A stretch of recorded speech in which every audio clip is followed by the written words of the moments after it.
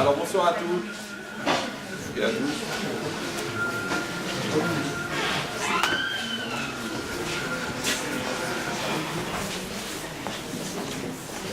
Je vais enregistrer le cours, comme d'habitude, s'il y a des gens qui veulent le réécouter, le faire écouter.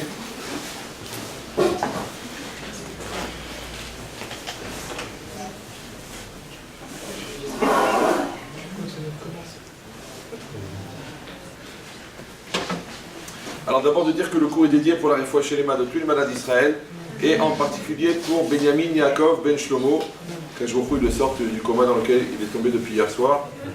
Donc sachez des bonnes nouvelles. Alors vous savez qu'on est à l'approche de la fête de Pessah et que Pessah c'est un des grands rendez-vous de l'année, comme il y a Rosh Hashanah Kippour, alors il y a Pessah. Maintenant cette logique là, que Pessah elle tombe 6 mois après Rosh Hashanah, et que Pessah, elle contient des messages. Maintenant, on a déjà expliqué plusieurs fois que Hachem, il a créé la Torah, il a écrit la Torah 974 générations avant la création du monde, donc bien avant Avraham Avinu et bien avant la sortie d'Égypte. D'accord ? Et que là, on va faire la fête de Pessah, où il y a deux choses majeures. C'est que pendant 8 jours, on ne doit pas manger du Hametz, et pendant 8 jours, enfin au moins pendant les 2 premiers soirs, on doit manger de la matzah, et si on peut, on mange de la matzah pendant les 8 jours. Maintenant, tout le monde sait que la matzah et le chametz sont deux choses qui sont très proches l'une de l'autre, puisqu'une pâte, elle est ou chametz ou matzah. Si elle a fermenté, elle est chametz. Si elle n'a pas fermenté, elle est matzah. Maintenant, la Torah, elle a donné la punition la plus grave sur le chametz, parce que vous savez que des fois la Torah, elle punit quelqu'un de recevoir 39 coups, des fois la Torah, elle punit quelqu'un de mourir, et des fois la Torah, elle punit quelqu'un d'être hayav karet, d'être retranché dans ce monde-ci. D'accord ? Et dans l'autre monde. Mais dans la punition, à part le fait qu'elle sert à être punie, elle sert aussi à montrer la gravité de la chose. Parce que si quelqu'un il vient avec tout le visage brûlé, tu dis, il ne sait pas qu'il a bu un verre d'eau. Sûrement il a dû faire quelque chose de plus dangereux. Ouais. Là, c'est exactement pareil. La punition, elle sert à montrer la gravité. Maintenant, c'est très bizarre que la Torah, elle a donné un chiyuv karet pour quelqu'un qui va transgresser Kippour volontairement, quelqu'un qui va transgresser Shabbat, quelqu'un qui va violer sa sœur. Ouais, et quelqu'un qui va manger 30 grammes de bisli. C'est bizarre qu'elle a la même. Bon, à part les gens qui ont une attirance sexuelle pour les bisli, mais disons pour les gens normaux, c'est très bizarre que la punition elle soit aussi grave de Chayav Karet sur le fait de manger 30 grammes de Chametz pendant Pessah. Et d'un autre côté, il y a une mitzvah de manger la matzah. Maintenant, si vous remarquez, la mitzvah de matzah, c'est une mitzvah assez. Là, la Torah te dit mange la matzah, d'accord ? Et de l'autre côté, il y a un interdit qui s'appelle l'otochal chametz, tu ne mangeras pas de chametz. Alors, étant donné qu'une pâte, elle est ou chametz ou matzah, c'est comme dans une pièce, il y a ou de l'obscurité ou de la lumière, en général. Quand vous éteignez la lumière, l'obscurité, ça va ? Quand vous allumez la lumière, il n'y a plus d'obscurité. Maintenant, si une pâte, elle ne peut être que chametz ou que matzah, donc quand la Torah a obligé à manger de la matzah, elle a interdit automatiquement de manger du chametz. Et quand la Torah elle a interdit de manger du chametz, automatiquement elle a obligé à manger de la matzah, ou que des pommes de terre. Ouais. Mais c'est quoi cette idée-là qu'on met les deux choses en même temps? Et si vous avez compris que la matzah c'est une mitzvah assez, c'est une mitzvah positive, et que le chametz c'est un interdit, et dans la Torah il n'y a que deux genres de mitzvot, ou des mitzvot positives, où la Torah te demande d'agir, ou alors la Torah te demande de ne pas agir, l'interdit. Maintenant, si encore une fois on dit que la Torah, elle a été créée à peu près 2000 ans avant la création du monde, d'accord, et que c'est écrit dans la Torah que pourquoi est-ce qu'on mange de la matzah? Parce que, étant donné que les Bnei Israël, quand ils sont sortis d'Égypte, ils sont sortis avec empressement, et qu'ils n'ont pas eu le temps de faire lever la pâte, donc c'est pour ça qu'en souvenir, nous mangeons un pain aussi qui n'est pas levé, qui s'appelle la matzah. Le pain azim, très connu, c'est le pain des pauvres, le plus cher du monde. Ouais. Mais... Donc vous avez compris cette logique-là. Alors là où on a un problème, c'est que c'est marqué à propos d'Avraham Avinu, qu'Avraham il a fait toutes les mitzvot de la Torah. Et que quand les anges sont venus pour lui annoncer que l'année d'après il allait avoir un garçon, alors c'est marqué là-bas qu'ils ont dit au prochain Mored, au prochain rendez-vous, et à la prochaine fête, alors à ce moment-là, tu auras un garçon. Et Rachid explique là-bas qu'il appelle Moed. Pourquoi ? Parce qu'en fait c'était Pessah. Et que quand il leur a donné à manger, il leur a donné à manger des matzot. Maintenant, si vous avez un peu la chronologie des choses, si vous avez vu le film, Vous savez très bien que la sortie d'Égypte, elle est après Abraham Avinu. Oui, non, oui. Je ne connais pas quel est votre niveau de connaissance. Donc elle est après Abraham Avinu. Donc c'est compliqué d'imaginer que Abraham Avinu, il a mangé des matzot en souvenir de la sortie d'Égypte. Puisque la sortie d'Égypte n'avait pas encore eu lieu. Je ne sais pas si vous... D'accord? Et en plus, dans toutes les choses extraordinaires qui sont passées dans la sortie d'Égypte, la seule chose qu'on a retenue, c'est le fait qu'ils sont sortis avec empressement. Et comme ils sont sortis avec empressement, alors c'est pour ça que ils n'ont pas eu le temps de faire lever la pâte. Et comme ils n'ont pas eu le temps de lever la pâte, alors c'est pour ça que nous aussi, on mange une pâte qui n'est pas levée. Maintenant, je vous donne le secret, après je vous laisse tranquille. Il dit le Rav Simcha Zissel, c'est pas que nous, quand on a 8 ans et demi, on comprend qu'on mange de la matzah parce qu'eux, ils n'ont pas eu le temps de faire lever la pâte. 8 ans et demi. Et étant donné que la moyenne d'entre vous a dépassé cet âge, vous voyez? Alors je vous donne, il dit le Rav Simcha Zissel, il dit c'est pas qu'on mange de la matzah en souvenir qu'ils n'ont pas eu le temps de faire lever la pâte. C'est que Akadosh Baruch Hu a organisé la sortie d'Égypte pour faire passer le message de la matzah. Parce qu'étant donné que la Torah elle existait avant la création du monde, et que dans la Torah il y a écrit la mitzvah de matzah, donc maintenant Hachem qu'est-ce qu'il a fait? Il a organisé le monde, il a organisé la sortie d'Égypte pour faire passer le message de la matzah. Donc le message de la matzah il est antécédent à la création du monde. Donc il est plus important que la sortie d'Égypte. Alors maintenant, hier ça, j'ai fait un cours qui ressemblait à ça hier soir, et j'ai compris un chidouche. Alors aujourd'hui je vous donne ce chidouche là. C'est que des fois dans la vie, on vit certaines choses, d'accord? On vit des choses, il y a des gens comme ça, avec leur divorce, ils ont compris qu'est-ce que c'est l'importance du mariage. Il y en a avec la maladie, ils ont compris qu'est-ce que c'est l'importance de la santé. Il y en a avec la prison, ils ont compris l'importance de l'honnêteté. Donc eux, ils croient que, au Hachem, parce qu'ils ont été en prison, alors ils ont compris l'importance de l'honnêteté. Mais avant d'aller en prison, ils étaient embrouillés. Avant d'être embrouillés, ils étaient des embrouilleurs. Avant d'être embrouilleurs, ils étaient des menteurs. Avant d'être des menteurs, ils étaient des paresseux. Avant d'être des paresseux, ils n'ont pas reçu la confiance en eux. Donc ils ont eu des parents qui ne les ont pas encouragés. Donc tu te rends compte tout ce qu'ils sont arrivés à faire pour devenir des voleurs qui vont en prison, qui ont compris l'importance de l'honnêteté. D'accord? Maintenant, au moment où la personne elle ouvre les yeux, elle dit, tu sais quoi? J'ai compris l'importance de l'honnêteté. Et quand il commence à voir son fils qui fait des embrouilles, qui vend des choses bizarres à l'école juive, il dit, tu sais mon fils, j'ai fait 10 ans de prison. Donc je te conseille de faire attention à l'honnêteté.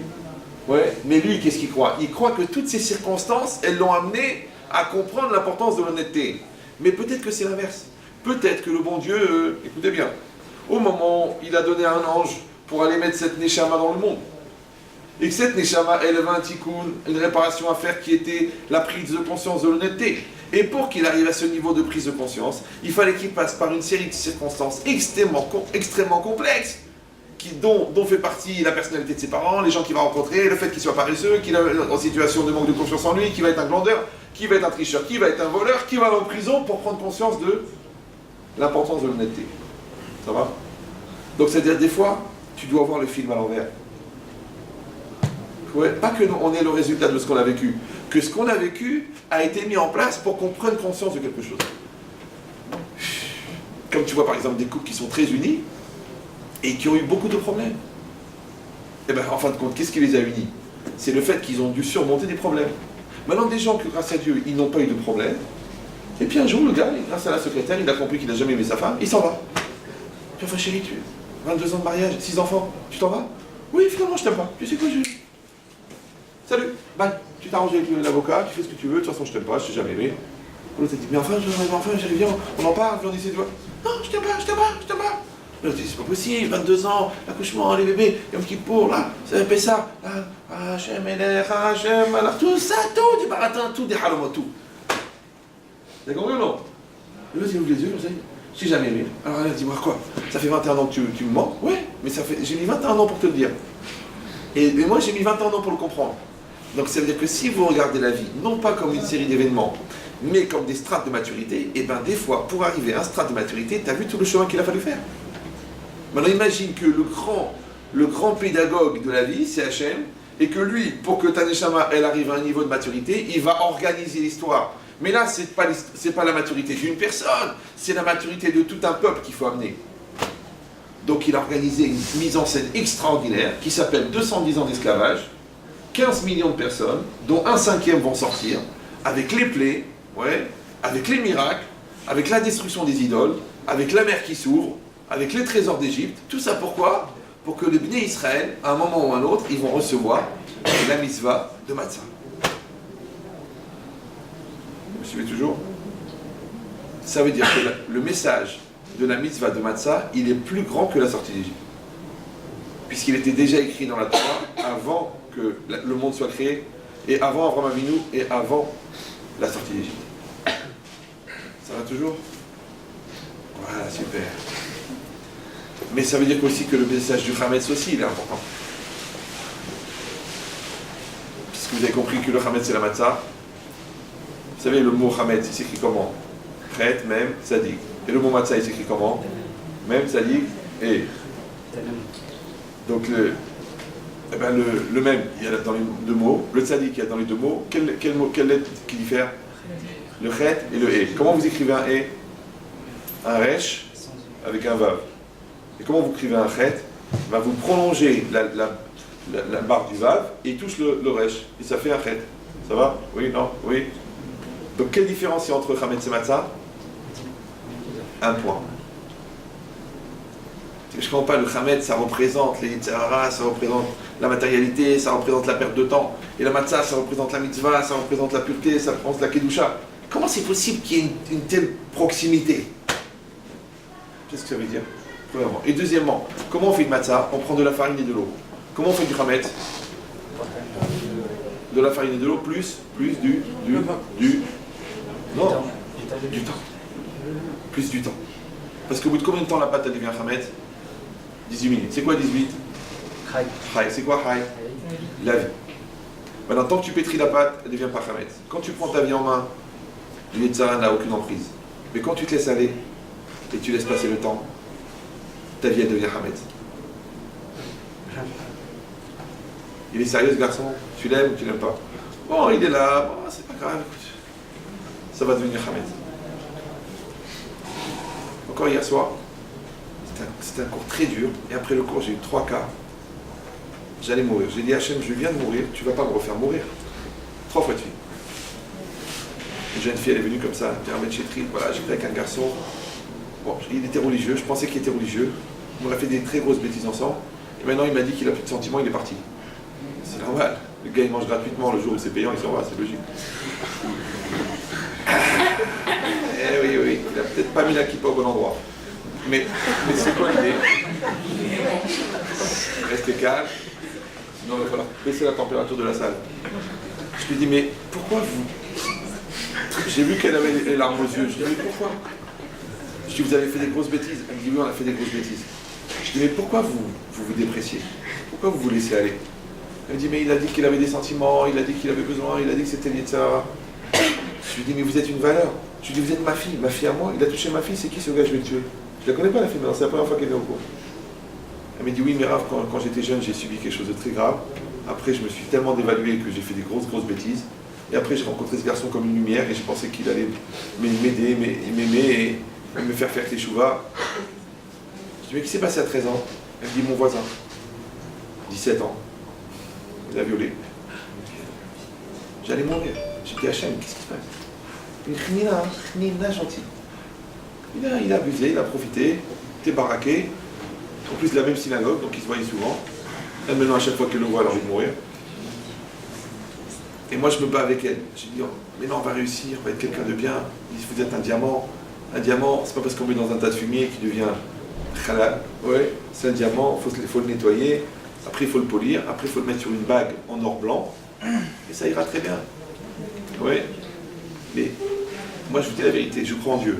Pas vous croyez en Dieu? Oui, non? Oui. Je crois en Dieu. Donc ça aussi, je le mets dans la croyance en Dieu. Ça aussi. Ouais.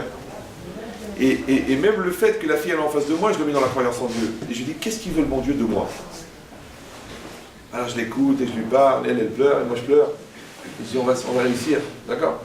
C'est pas facile. Mais c'est quoi l'idée? C'est que ça aussi, c'était une petite sortie d'Égypte. Parce que cette fille-là, elle aurait très bien pu finir prostituée.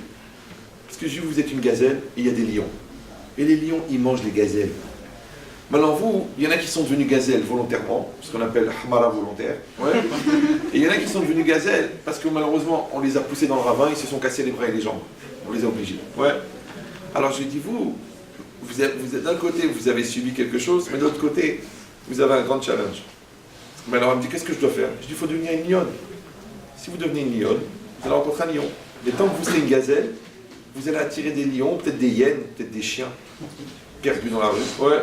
Avec une kippa des fois. Hein. Ça exclut pas. Donc c'est quoi l'idée? C'est que la personne, elle doit sortir de son Égypte personnelle pour réussir à se libérer. Alors vous savez combien il y a de juifs en France? À peu près 500 000. Vous savez combien il y en a qui sont concernés par le judaïsme? Qui vont prier à la synagogue à Kippour? 100 000. Ça fait combien? Un cinquième. Vous savez combien il y a de juifs qui sont sortis d'Égypte? Un cinquième. Les autres, on ne les a pas empêchés de sortir. Ils ont voulu rester en Égypte. Je ne sais pas si vous suivez un peu. Ouais, l'actualité. Donc c'est ça ce qui est marqué. Qu'à chaque génération, et dans chaque vie, et à chaque personne, on va lui poser la question. Est-ce que tu veux rester en Égypte? Est-ce que tu veux sortir d'Égypte? C'est pour ça que je raconte sur cette histoire. Je vais raconter l'histoire des deux bourreaux et des deux victimes. Oui, non, oui, non. Je fais tellement de cours, je ne sais même plus où je parle et de quoi je parle. Il y a une femme qui me téléphone, elle me dit Rabbi Chetri, mon mari il est comme ça, il est comme ça, il est comme ça, il est comme ça, il est comme ça. Je dis bon d'accord. Alors si j'ai bien compris, vous êtes victime et votre mari c'est un bourreau. Elle me dit exactement, vous avez bien défini la chose. Kol hakavod, vraiment, ça c'est de la chokma. Je dis ça vous dérange pas si j'écoute la version de votre mari? Elle me dit vous pouvez. J'écoute le mari, elle vous a dit ça, elle vous a dit ça. Elle a dit que j'étais nerveux, elle a oublié de vous dire que ça fait 15 ans qu'elle me saoule. Elle a dit que j'ai pas confiance en elle. Elle a oublié de dire que ça fait 18 ans qu'elle me ment. Ouais. Ah, donc maintenant j'écoutais bien le mari. Alors j'ai dit donc si j'ai bien compris la situation, vous êtes une victime et votre femme c'est un bourreau. Exactement. Alors j'ai un problème parce que j'ai deux personnes et deux bourreaux et deux victimes. Ça fait 4. Ouais. Après je les attrape les deux, je leur dis comme ça. Écoutez bien. Là c'est pas pour vous raconter une histoire. C'est pour vous faire suivre avec moi une procédure qui est le limite d'un protocole de thérapie personnelle. Donc je lui dis. Je dis, mais madame, monsieur, ça fait combien de temps que ça dure votre situation? Elle m'a dit, ça fait 17 ans. Je dis, vous les deux, vous pensez que l'autre est un bourreau? Elle m'a dit, exactement. Alors je lui dis, mais vous savez qu'il y a une logique cartésienne qui veut que une chose qui arrive une fois s'appelle un incident. Mais une chose qui dure 18 ans s'appelle un phénomène. Oui, non? Oui. Maintenant, un phénomène ne peut perdurer que si tous les intervenants du phénomène permettent au phénomène de perdurer. Vous me suivez toujours? Donc, au lieu de m'expliquer que votre conjoint est un bourreau, vous devriez m'expliquer plutôt qu'est-ce qui vous pousse en vous à faire durer une situation qui normalement ne devrait pas durer. C'est comme je te dis bonjour, tu me mets une baffe. Bon, la première fois, je dis mais il est fou. Je te redis bonjour, tu me mets une baffe. Bon, la troisième fois, je vais rester, je suis maso, quoi.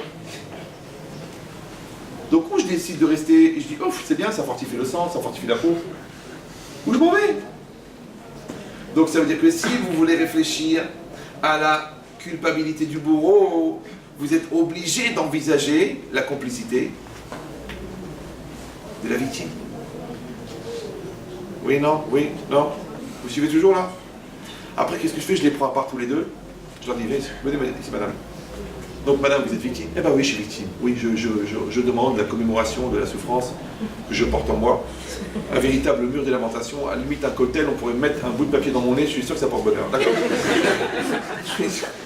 Je lui dis, madame, encore une fois, si le phénomène dure, ça veut dire que un bourreau ne peut être bourreau que s'il a en face de lui une victime. Ça va? Maintenant, pour que la victime reste une victime, il faut que le bourreau il ait un relais à l'intérieur de la victime qui va faire que la victime reste victime. Maintenant, comment on appelle le relais à l'intérieur de la victime qui fait que la victime reste victime? Ça s'appelle le bourreau qui est à l'intérieur de la victime. Donc, en fait, vous êtes victime du bourreau qui est en vous, qui vous maintient victime. Oui, non? Oui? D'accord. Et l'autre, il est victime, ouais, du bourreau qui le maintient bourreau. Donc maintenant, dans chacun des deux, on a un bourreau et une victime. Ça fait 3 bourreaux et 3 victimes. Ça, c'est un couple à deux. Imagine, ils sont 6. Ça, c'est exponentiel. Ça veut dire que tu peux arriver à des combinaisons de communication incroyables. Ça va? Alors, c'est pour vous dire quoi? C'est pour vous dire qu'à chaque fois qu'on est en face d'une réalité, cette réalité, elle ne sera comprise que si tu la prends dans sa globalité.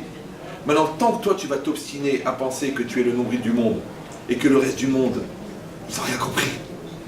Parce qu'ils ne savent pas au fond qui je suis. Ouais, le poète oublié. Non, toi, tu dois apprendre à regarder le monde au pluriel. Et peut-être que si tu es capable de te regarder toi avec le regard de l'autre, peut-être tu vas gagner du temps. Ça va? C'est-à-dire que moi, je me mets là, et je me mets dans le regard de l'autre, comme moi, je vous vois à vous. Mais moi, j'imagine comment vous me voyez. Quand vous m'entendez. Ben après, j'ai des solutions. Soit je vais vous dire ce que je veux vous dire, soit je vais vous dire ce que vous devez entendre. Alors, si je veux garder la popularité, il faut dire ce que les gens veulent entendre. Ils sont toujours contents. Ah, il parle bien, il m'a fait plaisir. Ouais. Mais si je veux vous dire la vérité, je dois vous dire ce que vous devez entendre. Maintenant, comment je vais savoir ce que vous devez entendre? Pour qui je me prends que moi je pense que je sais ce que vous devez entendre? C'est ce que je fais, je me le dis à moi. Alors, comme moi je me parle à moi, et que moi je sais ce que je dois entendre, et bien bizarrement, ce que je dois entendre, c'est aussi ce que vous devez entendre. Pourquoi? Parce que dans l'extériorité des choses, on est tous différents. Parce que les goûts et les couleurs, ça n'est jamais pareil. Mais dans l'essentialité des choses, on est tous pareils. Les froubes, les pas froubes, les goïms, les juifs, les gens intelligents, les gens idiots, les grands, les petits, les gros, les maigres, les hommes, les femmes. Dans l'essentialité, on est tous pareils. C'est-à-dire que l'essentialité est unisexe. L'essentialité. Après, c'est quoi? C'est dans l'extériorité des choses. Maintenant, bizarrement, le chametz, il ressemble à l'extériorité des choses. Et la matzah, elle ressemble à l'intériorité des choses. La preuve, c'est que quand vous cassez une matzah, la matzah à l'intérieur et à l'extérieur, c'est la même chose. Par contre, la baguette bien moelleuse, ouais, à 8h30 en sortant de la synagogue, qui elle est encore chaude, elle est bien grillée à l'extérieur, bien moelleuse et bien pulpeuse. On dirait ta copine. D'accord? Oui. Alors, elle, quand tu la déchires à l'intérieur, c'est de la mie. Mais à l'extérieur, c'est appétissant. Maintenant, vous savez qu'il y a exactement les mêmes calories dans la baguette que dans la matzah, vous êtes au courant? Parce que les gens disent, oh, je suis au régime, je prends des matzahs. C'est les mêmes calories. C'est la même recette, c'est la farine et de l'eau. Ouais. Seulement que la matzah, elle n'est pas tellement appétissante, alors que la baguette, tout le monde sait qu'elle est très attirante. Ouais, tout le monde adore les baguettes. Donc maintenant, c'est quoi l'idée? Est-ce que toi, tu vas regarder l'extériorité des choses, ou est-ce que tu vas regarder l'intériorité des choses? Maintenant, le chametz, il représente le yetzer hara. Il représente, parce que c'est la pâte qui fait lever. Ouais. On a dit qu'on fait de la farine, on fait de la chametz avec de la farine et de l'eau, et on fait la matzah avec de la farine et de l'eau. Et puisque c'est quoi du chametz? C'est une pâte qui est matzah qui est devenue chametz. Oui, non? Oui. Et qu'avec la même pâte, on peut faire de la matzah et on peut faire du chametz. Si on dit que le chametz, il représente le rachat, et que la matzah, elle représente le tzaddik, donc, le tzaddik, c'est un rachat qui se maîtrise. Et le rachat, c'est un tzaddik qui a mal tourné.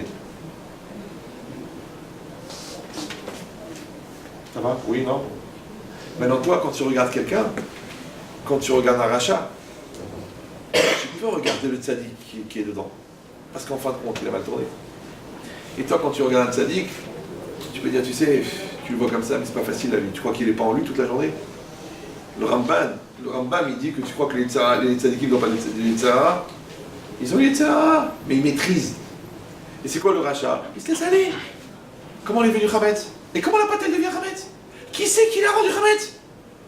C'est ce que c'est le chametz en chimie. Le chametz, c'est la dégénérescence des enzymes contenues dans l'amidon.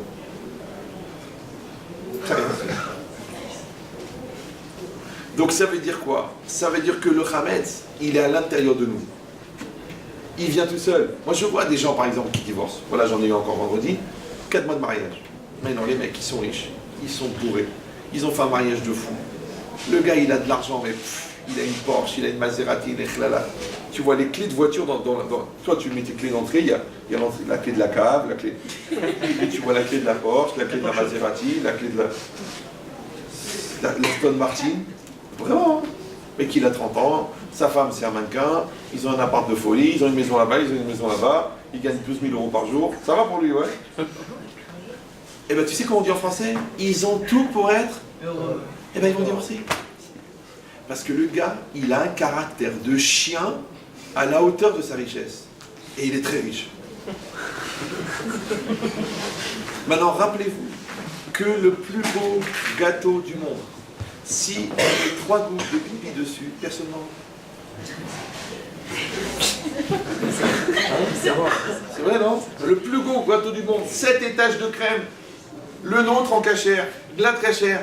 Et juste avant de le livrer, il y a un gars qui fait 2 minutes, s'il vous plaît, une petite formalité. Il sort la pipette et il met 3 gouttes, comme ça.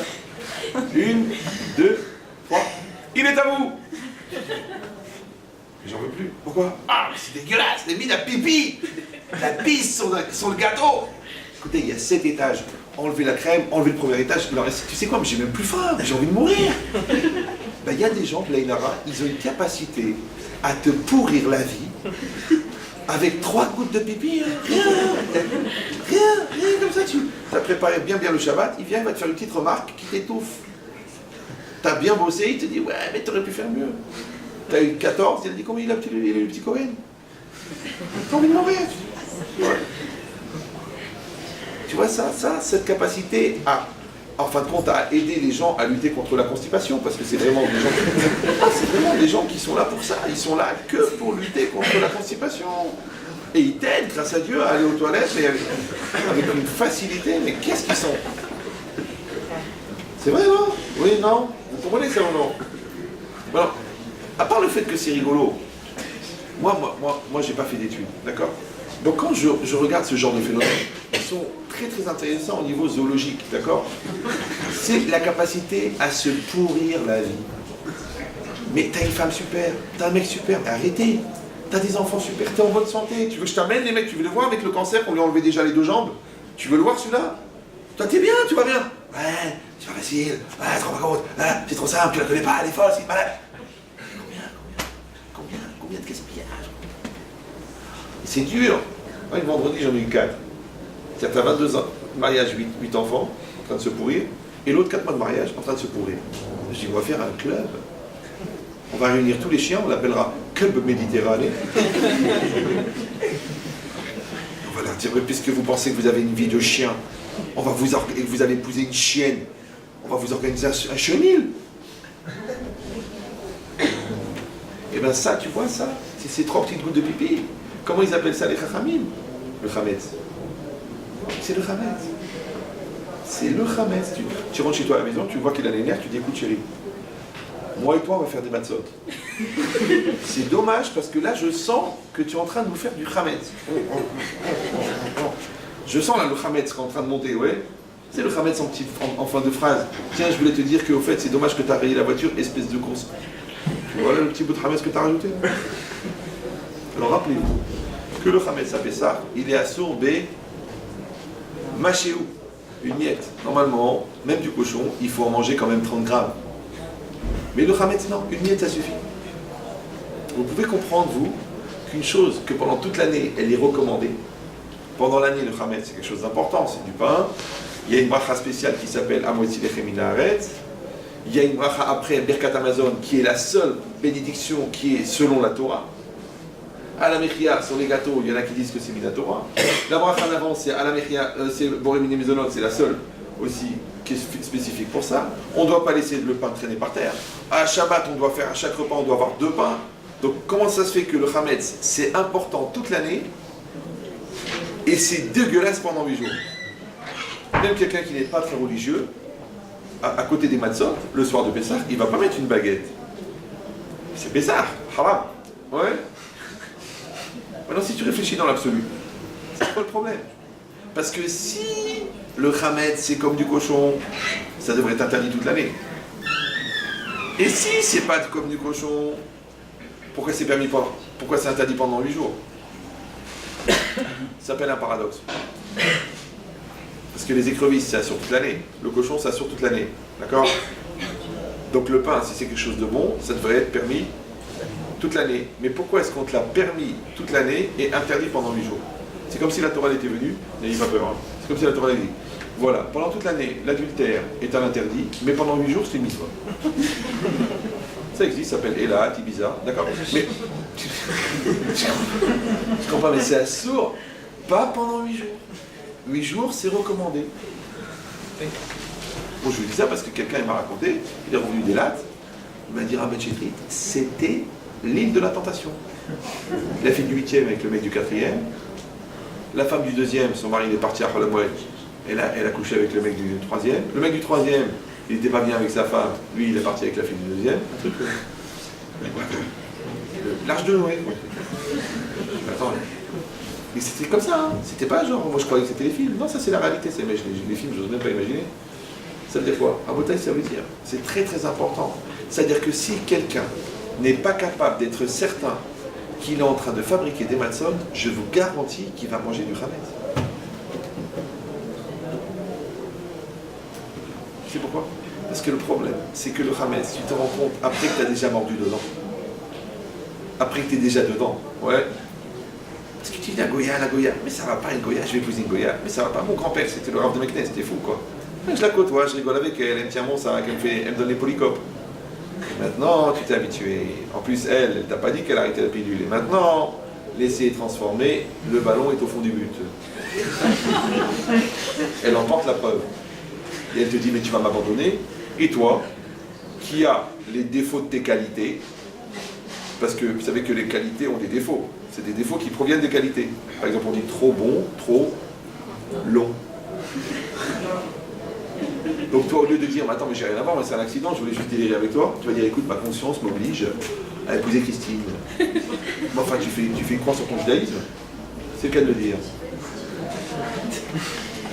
C'est joli, je touche du bois. mais regarde où tu es arrivé. Alors je vous donne le secret. Si vous prenez un torse d'un Italien bien poilu, vous arrivez à suivre pour l'instant? Et vous prenez un sparadrap qui fait 20 cm de large et 60 cm de long. Imagine le sparadrap qu'on met au pied d'un éléphant qui s'est coupé le dos. Ouais. Et vous dites à l'italien, dévoile ton torse. Il est content, il adore frimer. Aldo, tac. Il a un torse tout poilu. Et poilu.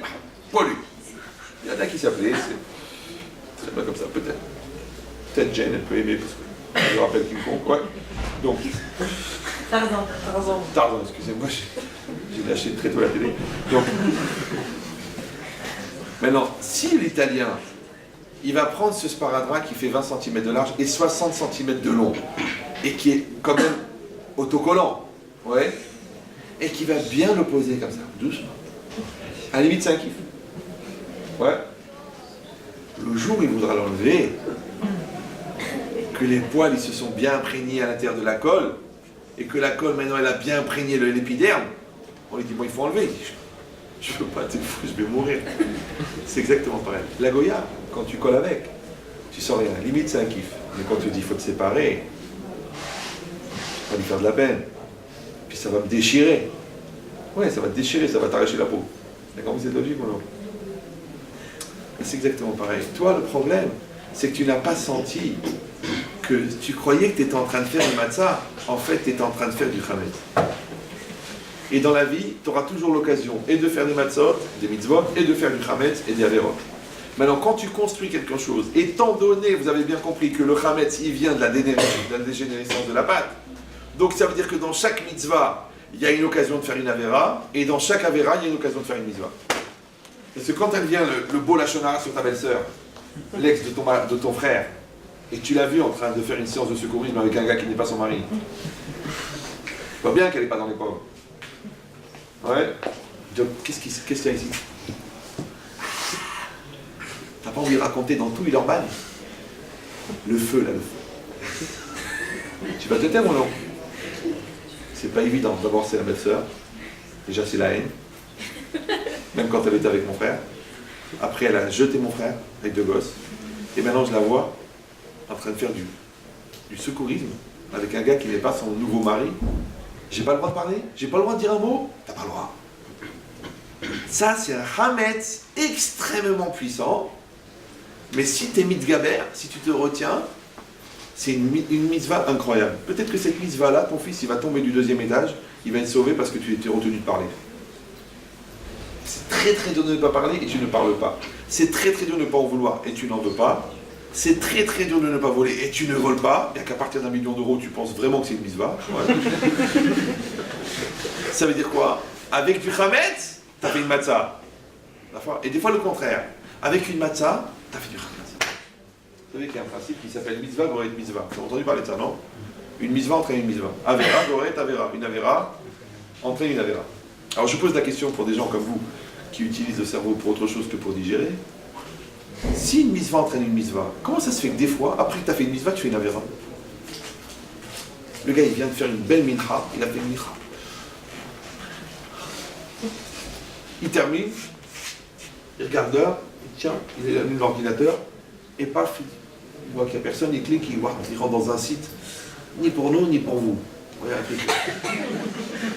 Et il regarde une vidéo que sur loranino.com qui a été reprise d'un autre site qui s'appelle Laurecom, d'accord? Il regarde ça pendant 10 minutes et il s'excite comme un chien, enragé. Alors je l'attrape, je lui dis, dis-moi, JH2, c'est une formule, c'est-à-dire John Ahmar au carré. Comment ça se fait que tu as fait une avera comme ça, juste après que tu as fait une mitzvah? Puisque c'est marqué que mitzvah, koreret mitzvah. Vous suivez ou... Quand je plante une graine de rose, qu'est-ce qui pousse? Une rose. Ouais. Quand je plante une graine de radis, qu'est-ce qui pousse? Un radin, d'accord. Donc quand je plante une rose et qui pousse un radis, je me dis, mais c'est pas possible. Donc moi je pose la question, écoutez bien, puisqu'une mitzvah entraîne une mitzvah et qu'une avera entraîne une avera, où elle est la trace de avera qu'il y avait dans ta mitzvah qui a entraîné qu'il y a une avera qui est apparue? C'est comme si toi tu as voulu faire la tzedaka à un pauvre, mais tu l'as tellement fait attendre, tu l'as laissé avec la main tendue là-bas à la sortie du restaurant, il s'est tellement tapé l'archouma que tu crois que tu as fait une mitzvah, en fait tu as fait une avera. Tu dis, mais attends, mais je fais une mitzvah quand même. Ben, le mec il s'est pendu. Ouais, bon, ça c'est parce qu'il a des problèmes psychologiques. Non, mais tu l'as fait l'archouma de malade. Eh les gars, venez voir, tu te rappelles de lui, il travaille avec nous, tu te rappelles? Oh là là, oh là là, comment tu vas payer? Trouve un étage élevé, vite, pour aller t'expliquer. D'accord? Ça veut dire que tu crois que tu fais une mitzvah, tu crois que tu fais une matzah, en fait tu fais du chametz. L'autre, tu crois qu'il fait du chametz, en fait il fait des matzot. Donc c'est dur de faire des matzot shmurot, ouais, qui ne contiennent aucun chametz. C'est dur. C'est dur que quand la pâte elle est devenue chametz, c'est dur de la rendre à nouveau matzah. Est-ce qu'on peut une pâte qui est devenue chametz, on peut la rendre matzah ou non? Oui, non? Oui, n'ayez pas peur, on est entre nous. Non? Vous êtes sûr? C'est faux. Quand est-ce qu'il apparaît l'interdit de chametz? À Pessah. Une pâte fermentée pendant toute l'année, c'est pas du chametz, parce que à chametz c'est un issour. C'est une pâte fermentée. Par contre, à partir de la 6e heure, la veille de Pessah, la pâte, elle s'appelle chametz. Ça s'appelle en hébreu un issour manif, un interdit temporel. Un interdit temporel, d'accord? C'est comme l'adultère par exemple, c'est interdit quand tu es marié. Ça va? Quand tu n'es pas marié, ça s'appelle du concubinage. Mais quand tu es marié, ça s'appelle l'adultère. Puis je ne comprends pas, à 2 semaines près, on va pas me tuer. On va te tuer, à 2 semaines près. D'ailleurs, il y a beaucoup de gens qui, vous savez, bon, j'ai pas trompé mon mari, puisque nous étions en instance de divorce depuis 3 ans, nous étions séparés de corps depuis 4 ans, donc c'est pas réellement un adultère. C'est quoi réellement un adultère? C'est comme si moi j'ai un couteau, je sais pas où le mettre, je le mets dans ton cœur. C'est pas un meurtre. C'est juste une manière d'éviter l'oxydation. Putain, un assassin, tu m'as mis un couteau dans le cœur. Mais non, parce que si je laisse là, il va être agressé par l'oxygène, il va devenir rouillé. Mais si je le mets dans ton cœur, je l'ai préservé. Enfin, mais le cœur était vivant avant que tu le mettes. Évidemment, est-ce qu'on a déjà vu un fourreau avec un cœur qui bat? Ça n'a pas de sens. T'es un malade. T'es un vrai malade. Non, je ne suis pas un malade, j'ai une autre conception de la vie.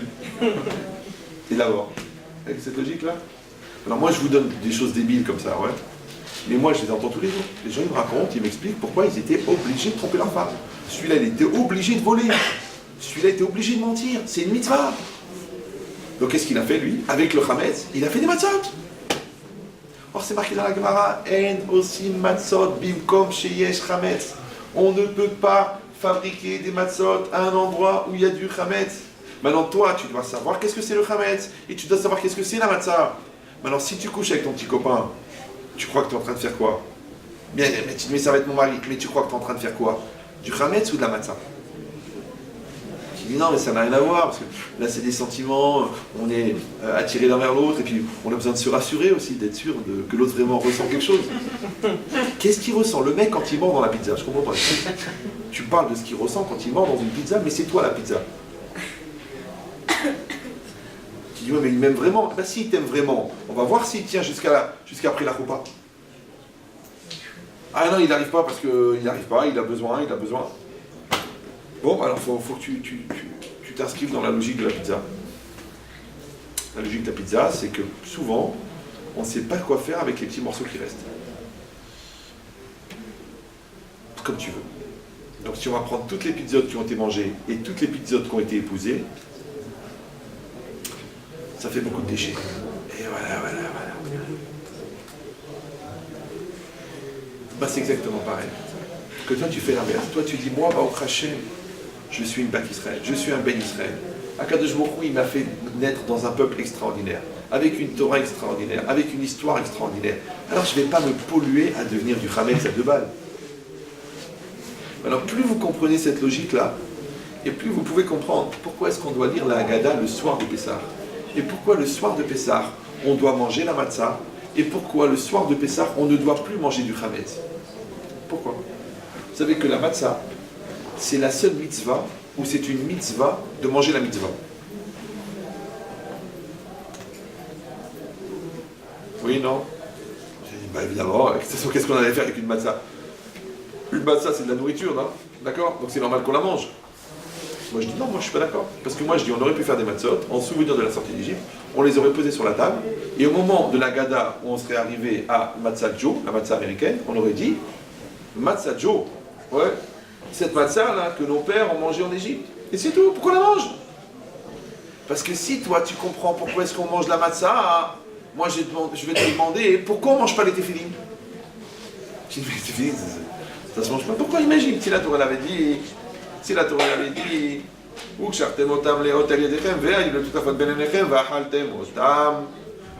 les accrocherez sur le bras et sur la tête en fronton, et vous les mangerez, et on les aurait fait cuire, on aurait fait des tagines de téphilines, et on aurait mangé des téphilines. Qu'est-ce qu'on aurait dit? C'est la mitzvah.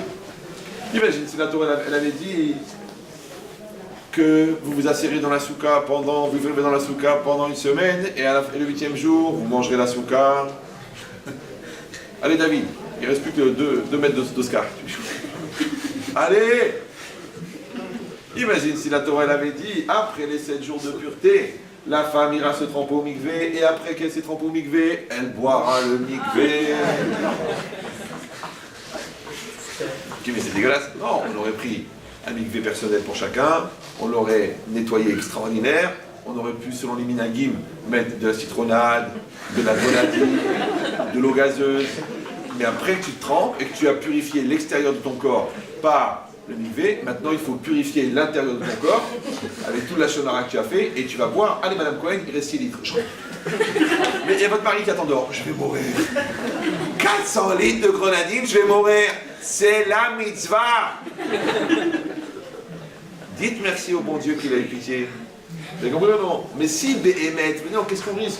Au pire j'ai raison. Si Béhémet, la Torah avait demandé qu'on boive l'eau du mikvé, t'as un mois pour boire. Tu l'emmènes avec toi et tu la bois? Ouais, jusqu'au prochain mikvé. On l'aurait bu ou non? Oui, non, oui, non. N'ayez pas peur.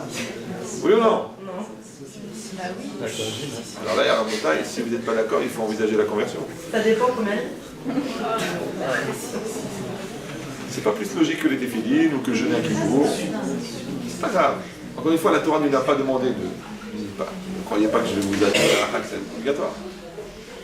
Mais la seule manière de vous faire comprendre le hidouche, l'enseignement du fait qu'il faut manger la matzah, c'est de comprendre pourquoi la Torah ne nous a pas obligés à boire l'eau du mikvé. Ça va?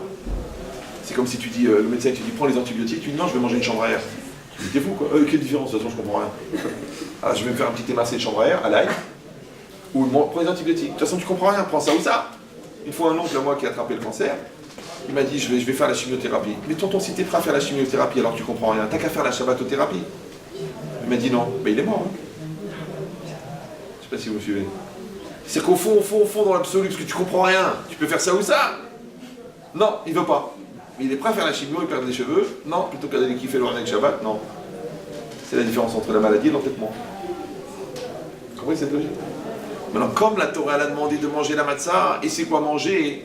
Manger, c'est assimiler, et assimiler, c'est quoi? C'est faire pénétrer, et c'est devenir. Pourquoi? Parce qu'on est ce qu'on mange. Donc les gens qui mangent du krahab, c'est normal qu'ils marchent de travers. Donc si tu manges la matzah, tu vas quoi? Qu'est-ce que tu vas faire en mangeant de la matzah? La matzah, elle va s'intégrer à toi. Et bien tu vas devenir une matzah. Maintenant, quand toi tu t'assimiles au matzot, tu deviens mitzvot. Et quand toi tu t'assimiles au chametz, tu deviens averot. La preuve, c'est que pourquoi les Rechaïm sont prévisibles? Tu sais ce qu'il va faire, tu sais ce qu'il va dire, tu sais qu'il va se mettre en colère. Après, tu sais qu'il va tricher, tu sais qu'il va mentir, tu sais qu'il va regarder le décolleté, tu sais qu'il va tarder pour dire après qu'il est en retard. Tu sais. Donc, pourquoi les Rechaïm sont prévisibles? Tu sais pourquoi? Mais parce qu'ils sont entièrement dominés. C'est-à-dire, c'est comme si toi, tu tiens la télécommande. Un nerveux, tu fais comme ça, il s'énerve, tu fais comme ça. Tu dis, mais je m'énerve. C'est pourquoi je m'énerve? Parce que tu m'énerves. Donc, moi, en vérité, c'est moi qui décide si t'es énervé ou non. Donc, toi, tu devrais dire, tu m'énerves, mais là, maintenant, je ne veux pas m'énerver. Non, mais je suis obligé de m'énerver parce que tu m'énerves. Non. C'est comme ça. Donc, ça veut dire quoi? Ça veut dire que celui qui est entièrement dominé par son Yetzer Hara, en vérité, il n'est même pas né. Et celui qui maîtrise son Yetzer Hara, il commence à peine à vivre. Mais dans le Chametz, il faut maîtriser. D'accord? Et dans la matzah, il faut consommer. Les gens, ils consomment des avérotes, ils rejettent les matzot. D'ailleurs, tu le vois, le soir de Pessah, les ignorants, qu'est-ce qu'ils font? Ils prennent un tout petit bout, oh, je vais m'étouffer. Quoi? Combien de kazaïs? Oh, t'as l'air de quoi? En train de mâcher pendant une demi-heure? C'est vrai, c'est débile. T'as raison, c'est débile, d'accord? Mais c'est aussi débile d'aller à la prière. C'est aussi débile d'éduquer ses filles dans la pudeur. C'est aussi débile de croire en Dieu. C'est aussi débile d'étudier 8 heures par jour. C'est débile. Mais tu veux que je compare mes enfants avec tes enfants? Tu veux que je compare mon équilibre mental avec toi qui prends des exomil tous les jours? Après, tu vas me dire lequel qui est débile. Tu veux m'expliquer pourquoi tu as besoin de prendre du shit, toi? Pourquoi il te manque quelque chose dans la vie? T'es handicapé? T'as une souffrance? T'as un cancer? T'as quoi? Non, j'ai pas le moral. C'est pour ça que tu prends du shit. Alors, lequel qui est handicapé, tu crois? Celui qui n'en a pas besoin ou celui qui est obligé d'en prendre pour survivre? Voilà, t'as bien compris maintenant la différence entre manger des matzot et manger du chametz. C'est bien. Parce que le chametz, il te rend dépendant. Et la matzah, elle te rend indépendant. Parce que le Yetzer Tov, c'est la maturité, c'est le laisser aller. Donc tu dois décider dans ta vie. Est-ce que tu veux te laisser aller ou est-ce que tu veux être mature? Donc est-ce que tu veux manger les matzot ou est-ce que tu veux manger du chametz? Ça va? Super. Maintenant, le soir de Pessah, qu'est-ce qui s'est passé? On est sorti d'Égypte. On a déjà expliqué des dizaines de fois que Mitzrayim, c'est les mêmes lettres que Metzarim. Et Metzarim, ça veut dire quoi en hébreu? Vous révisez pas les cours ou quoi? Je viens une fois par mois. Si je venais tous les jours, vous pourriez dire j'en ai marre. Ouais, Metzarim en hébreu, ça veut dire les limites. Donc quand on parle de Yetziat Mitzrayim, en fait, on parle de sortir de ses propres limites. Alors qu'est-ce qui est marqué dans la Gada? C'est marqué Chayav Adam le Arot et Atzmo Keilu ou Be'atzmo Yatsa Mishirvud Mitzrayim. Un homme dans chaque génération est obligé de se regarder lui-même comme s'il était sorti d'Égypte. Alors regardez le langage, comment il est bizarre. Parce qu'il y a le langage qui est écrit dans la Mishnah, le langage qui est écrit dans la Gada et le langage qui est écrit dans le Rambam. Maintenant, le langage du Rambam, il est bizarre. Chol dor vador, dans chaque génération, on se croirait dans Star Wars. Ouais. Chaya vadam le avot. Et dor vador, non. Ah non, c'est dans Harry Potter, excusez-moi. Donc, c'est un dor noir. C'est très connu, Dark Vador, d'accord. Donc, Bechol dor vador. Chaya vadam, un homme est obligé. Les arot et atzmo. C'est quoi l'irot? L'irot, voir. Et les arot, Se voir. Se Se regarder. Se faire voir. Oh là, restez polis. Les harot, c'est se faire voir à soi-même. On dit en français se montrer. D'accord? Keilou, comme si, ou, lui, c'est qui lui? Lui. Be'atzmo, lui-même. Lui-même. Ouais? Comme les gens disent, la vérité, la vraie, la vérité, la vraie. Si, c'est la vérité. Mais c'est la vraie vérité, la vraie.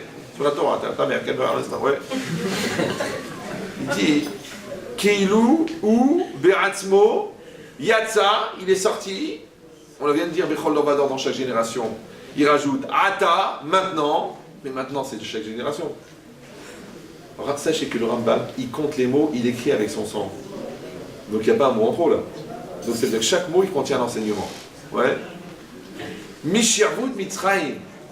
Ouais. Comme s'il était sorti, maintenant, de l'esclavage d'Égypte. Alors, je rappelle, pour ceux qui viennent d'arriver, que dans la Mishnah, dans la Haggadah, qui est en fait une reprise de la Mishnah de Psachim Davkouf Tetzaïm, il n'y a pas écrit qu'il est sorti de l'esclavage d'Égypte. Il y a écrit Keilou ou Yatsa Mitzrayim.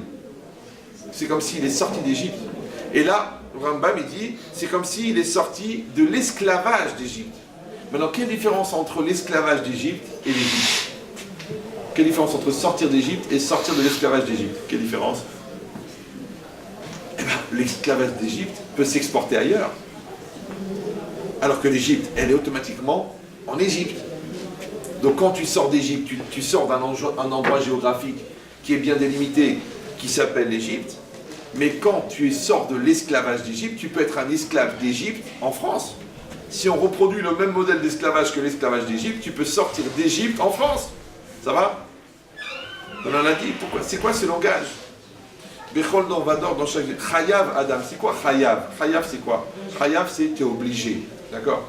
Maintenant, le fait de se sentir qu'on sort d'Égypte, c'est une réalité physique ou c'est un sentiment? J'ai du mal là. C'est un sentiment. Comment on peut obliger un sentiment? C'est comme je te dis, tu sais quoi? À partir de maintenant, tu es obligé d'aimer. J'aime pas le chocolat. Faut l'aimer. C'est misva. J'aime pas. J'aime pas le sucré, j'aime le salé. Tu aimeras. C'est marqué, tu aimeras le chocolat. Dans la Torah, elle t'a pas obligé à aimer le chocolat. Mais la Torah, elle t'a obligé à aimer ton prochain. J'aime pas ça qu'elle dit. Tu aimeras. La Torah, elle t'a obligé à aimer Dieu. Vea afta et Hashem Elokecha. Tu me dis, j'aime pas. J'aime pas. Il m'attire pas, il m'intéresse pas. Même l'autre accroché, cloué, il m'intéresse. Non, c'est une mitzvah, t'es obligé. Comment la Torah, elle peut obliger un sentiment? Vous savez, moi j'ai des gens qui viennent, ils me disent, écoutez, monsieur le rabbin, moi tout ce que vous voulez, Shalom Bayit, tout ça, je veux bien. Mais je l'ai pas aimé, j'aime pas. Alors j'ai dit, d'accord, mais avant de ne pas l'aimer, est-ce que vous avez essayé de l'aimer? Est-ce que vous avez appris à l'aimer? Est-ce que vous avez cumulé des sentiments qui vous empêchaient de l'aimer?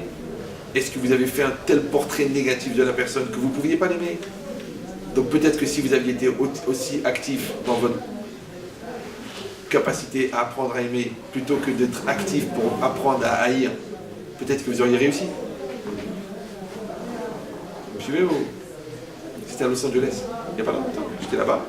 Le gars il est venu, il m'a dit oui, Rabat Chétri, le mec un bourré de chez Blindé. Il m'a dit voilà, bon, j'ai épousé une femme magnifique, ex-Miss Israël, elle est très belle, on dirait un gyrophare, tout le monde se retourne. Et bon, elle n'est pas très intellectuelle, bon, c'est une bonne maman, mais je sais pas, il manque ça. Et j'avais été très heureux, je vous l'avais trompé. Il me dit bon, régulièrement, mais pas dans un esprit d'adultère, comme ça, tu sais comment ils te disent des gens, c'est juste sexuel. C'est comme si je t'ai tué juste pour vider mon fusil, c'est pas pour te tuer. Ah, monsieur Shalom, là, alléluia, d'accord? Ils ont des langages. Alors je lui dis, mais est-ce que vous avez essayé d'apprendre à l'aimer? Parce qu'elle est gentille. Il m'a dit oui, elle est sympathique, elle est investie, elle est généreuse, elle est douce, elle est belle, elle a tout. Et c'est normal, parce que comme il y a une mitzvah d'aimer, ouais, alors qu'est-ce qu'il fait? Le gars, il a dit de sérieux de ne pas aimer. Comme si tu prends les 3/4 des juifs, par exemple, qui ne pratiquent pas la Torah, ils ne peuvent pas t'expliquer pourquoi. Ils ne savent pas. Ils disent, mais ça ne m'intéresse pas. Ou moi ça m'énerve, les religieux, ça me saoule, et puis j'aime pas les obligations, et j'aime pas quand on les interdit. Mais des interdits, t'en as plein dans la société. Des obligations, t'en as des millions. Des gens que t'aimes pas, tu les supportes tous les jours. Des pensées que tu n'es pas d'accord, tu y adhères par ouverture d'esprit ou par liberté d'expression. Mais tu es allergique à la Torah. Donc c'est quand même bizarre. Donc ça prouve qu'il y a à l'intérieur de toi un truc qui est plus fort que toi, qui t'empêche d'aborder certains sujets qui certainement sont bons pour toi. Parce que dit le gars devine là, quand tu veux savoir qu'est-ce qui est important pour toi, tu regardes où le Yetzera t'empêche d'aller. Donc quelqu'un il n'arrive pas à étudier la Torah, c'est que la Torah c'est important pour lui. Quelqu'un il n'arrive pas à se remettre en cause, ça veut dire que son orgueil va tuer son couple. Quelqu'un il n'arrive pas à pardonner, ça veut dire qu'il va tuer son fils parce qu'il ne va pas lui pardonner de ne pas être devenu l'enfant qu'il aurait voulu qu'il soit, ou de devenir l'homme que lui n'est pas devenu. Au niveau psychiatrique. Ouais. Confirmation. Par texto. D'accord. Donc ça veut dire quoi?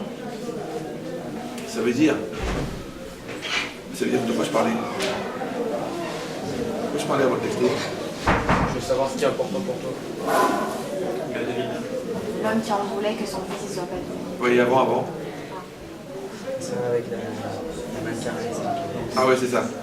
Je lui dis, en fait, ton problème, c'est que tu n'as pas appris à aimer ta femme. Ben, le gars, il était venu pour divorcer, il s'est mis à pleurer. Parce qu'il a compris qu'en fin de compte, c'est vrai. Il n'a pas travaillé pour.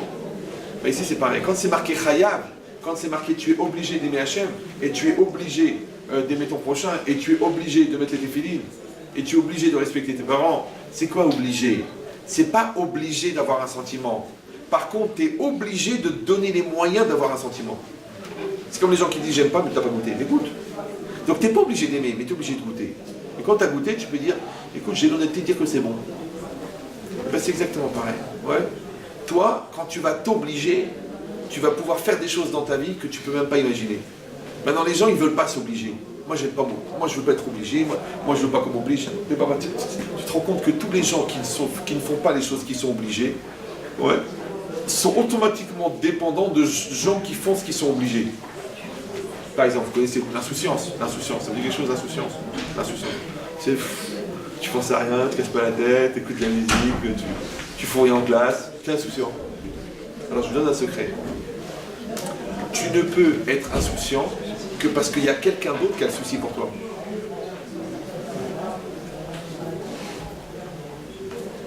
Vous me suivez? Maintenant, quand toi tu vas arriver à l'âge de la conscience, tu n'auras plus le droit d'être insouciant, puisque maintenant il faudra que tu sois conscient pour quelqu'un qui est plus jeune que toi, qui est insouciant. Maintenant, quand tu vois des parents qui veulent donner du souci à leurs enfants, c'est souvent pour se débarrasser de leur obligation de conscience. Maintenant, c'est pas difficile pour un adulte d'être conscient. Par contre, c'est difficile pour un enfant de ne pas être insouciant. Oui. Maintenant, comme c'est nécessaire d'être insouciant pour être un jour conscient, parce que les gens qui n'ont pas eu le loisir d'être insouciants, parce qu'ils n'avaient pas des parents conscients. Encore hier soir, quel jour on est aujourd'hui? Hier soir, le gars qui m'a raccompagné en voiture m'a dit Rav Chetrit, voilà, est-ce qu'on doit se mêler du shalom bayit de ses parents? C'est un gars gentil, hein. Il finit ses études d'ingénieur. Je lui dis écoute-moi bien, mon frère. Tes parents, ils sont plus âgés que toi. Il m'a dit oui. Je dis alors, qui se démerde? Ah bon? Ouais, mais ils veulent que je les écoute, ils veulent que je prenne parti. Non, c'est à eux de se débrouiller. Ils n'ont pas le droit de te polluer. Pourquoi? Parce que si toi maintenant, à l'âge où tu devrais être tranquille, tu vas vider tes énergies pour faire leur shalom bayit, le jour où tu devras assumer le tien, tu seras tellement épuisé que tu vas t'écrouler tout de suite. Tu sais quoi, j'ai plus la patience. Quelle patience? Tu viens de te marier il y a 3 semaines. Oui, mais ça fait déjà 17 ans que je me tape le shalom bayit. T'as compris ou non? C'est pareil les enfants. Les enfants, laisse-les tranquilles. Toi, assume.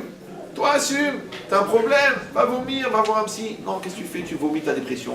Je peux plus, je vais mourir. C'est à cause de vous tous. Pourriture. Encore 3 pendus cette semaine à Villeurbanne. C'est normal. On a créé les toilettes pour que quand t'as mal au ventre, tu vas aux toilettes. Tu n'es pas obligé d'amener tout le monde avec toi aux toilettes.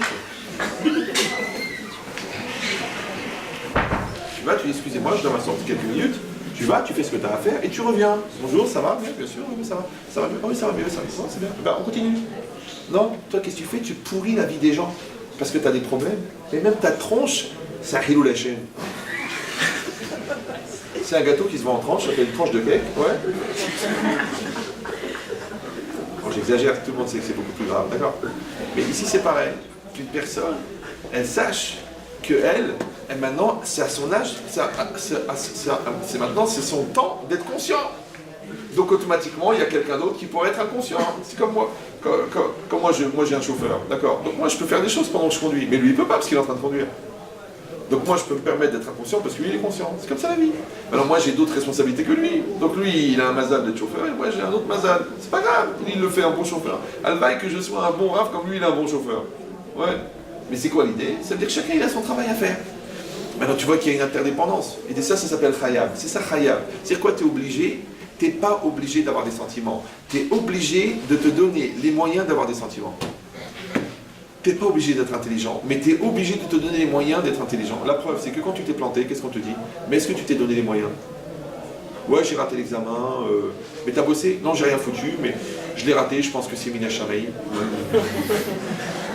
Bon, c'est une école juive, mais je pense que les profs sont antisémites.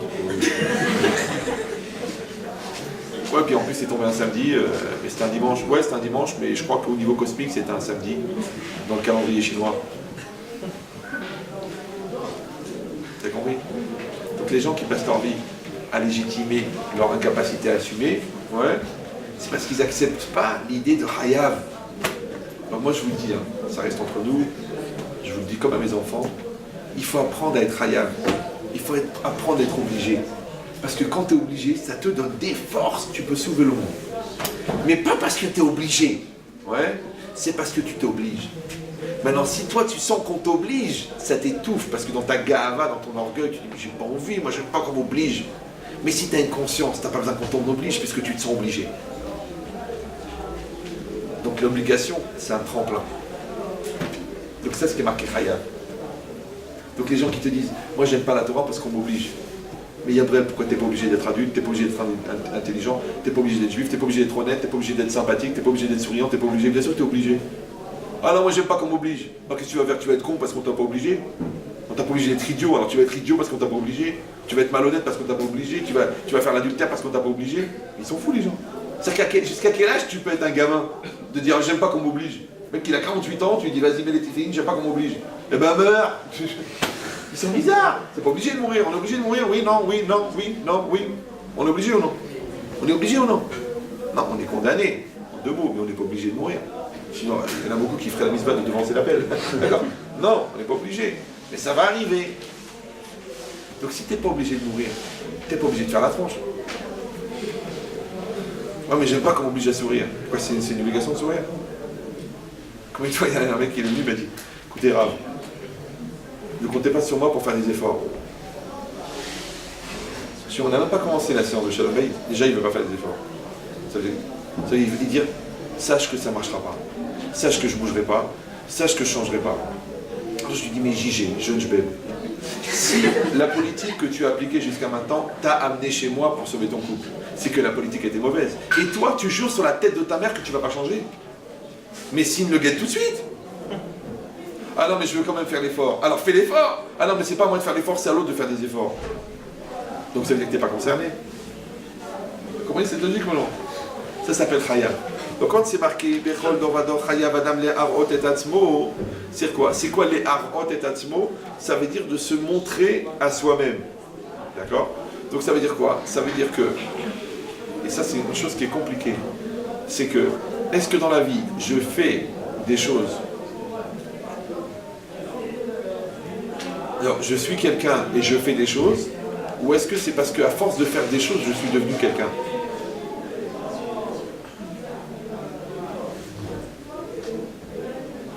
Bon, je vais vous résumer l'histoire parce qu'il est tard. Quand quelqu'un vient dans ce monde, c'est pas pour faire de l'argent, faire des maisons, faire des enfants, faire remplir des comptes en banque, grossir des pectoraux, c'est pas pour ça. Parce que de toute façon, les pectoraux, les verbes vont les bouffer.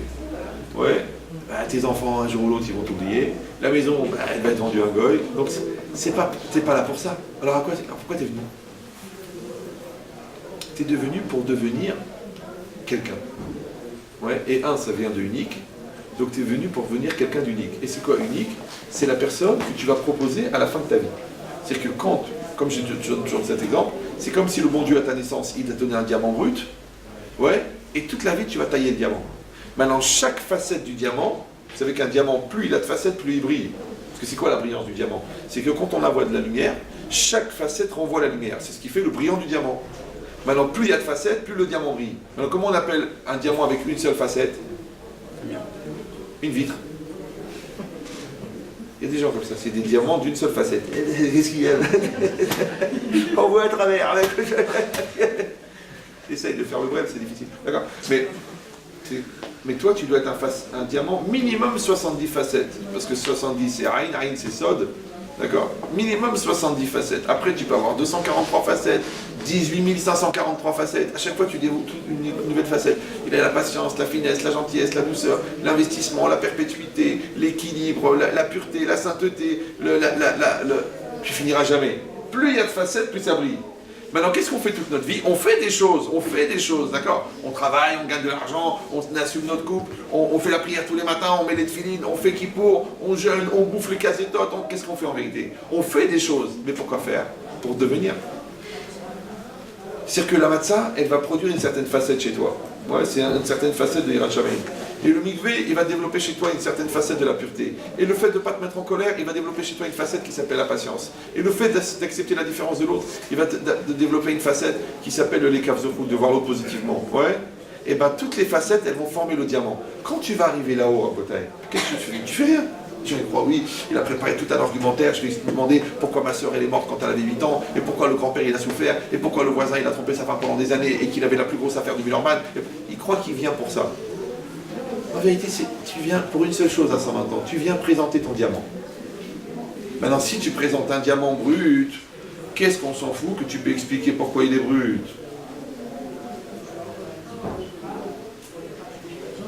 Ça va? Moi, ce que je veux, le bon Dieu, il veut un diamant taillé. Pourquoi tu n'as pas taillé le diamant? Maintenant, le pire, c'est qu'il y a des gens qui te donnent l'illusion de tailler le diamant. Regardez, par exemple. Les gens qui sont en médecine, c'est pour quoi faire? Devenir médecin.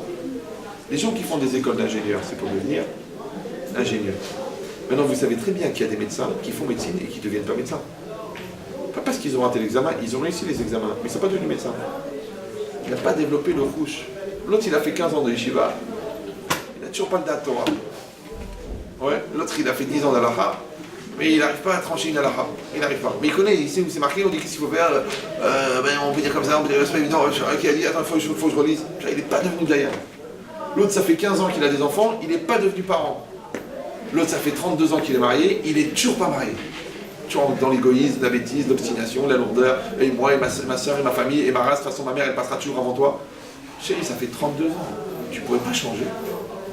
Tu ne pourrais pas faire apparaître une facette dans ton diamant qui s'appelle la solidarité avec ton conjoint. Donc en fait, toute sa vie, qu'est-ce qu'on fait? On fabrique le diamant. Ouais. Et à la fin de sa vie, on présente le diamant. Alors comment s'appelle cette capacité à regarder la vie, non pas par rapport à ce que tu fais, mais par rapport à ce que tu deviens? Parce que c'est la même photo, vous me suivez ou non? C'est la même photo. Par exemple, tu vois un gars qui est en train de tailler une planche. Il est en train de graver une planche. Donc toi, qu'est-ce que tu crois? Qu'il est en train de faire un meuble. Non, c'est inintéressant, il va jeter cette planche. C'est qu'il est en train de devenir ébéniste. Oui, non? Vous avez compris l'idée ou non? Mais c'est la même photo. Maintenant, quand toi, tu fais quelque chose, dans n'importe quoi dans la vie, à chaque fois que tu fais quelque chose, tu dois avoir le double regard. Ce que je fais et ce que je deviens. Par exemple, ton fils, il a fait une grosse bêtise. D'accord? Donc toi, tu es en train de lui expliquer pour la 8e fois qu'il ne doit pas mettre le tournevis dans l'œil de son frère. Il n'a pas réussi pour l'instant, mais il fait beaucoup d'efforts. Il espère y arriver avant la fin de l'année. D'accord? Donc, étant donné que c'est la 8e fois que tu lui expliques, donc, tu fais ce qu'on appelle de l'éducation. Oui? Mais ça, c'est pour lui. Mais toi, pour toi, qu'est-ce que tu es en train de faire? Tu es en train de travailler tes nerfs et ta patience. Parce que tu as envie de lui mettre un tournevis dans le haut du crâne. Tu tellement il t'énerve. T'es brêle ou quoi? T'es fou.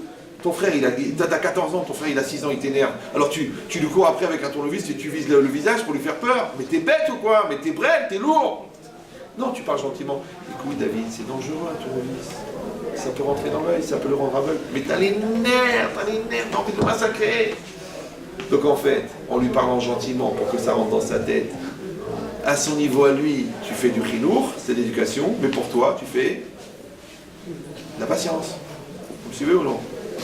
Oui, non, oui? Écoutez bien, ça s'appelle le double regard. Alors ça a l'air d'une petite clé comme ça, c'est un petit conseil. Alors une fois j'ai expliqué ça à une dame qui était psychanalyste depuis plus de 30 ans et qui avait été l'élève de Lacan, qui lui-même avait expliqué Freud. Et quand je lui ai fait le schéma, je me rappelle c'était dans un hôtel à Fessard, elle m'a dit écoutez, j'ai pas dormi la nuit parce que maintenant j'ai compris la perception que Lacan avait de Freud dans l'évolution personnelle. J'étais content, puisque moi je ne connaissais ni Lacan ni Freud, je ne vais pas avoir des problèmes avec la famille, d'accord? C'est intéressant. Mais c'est ça l'idée. Donc essayez de retenir que pour grandir, il faut développer le double regard.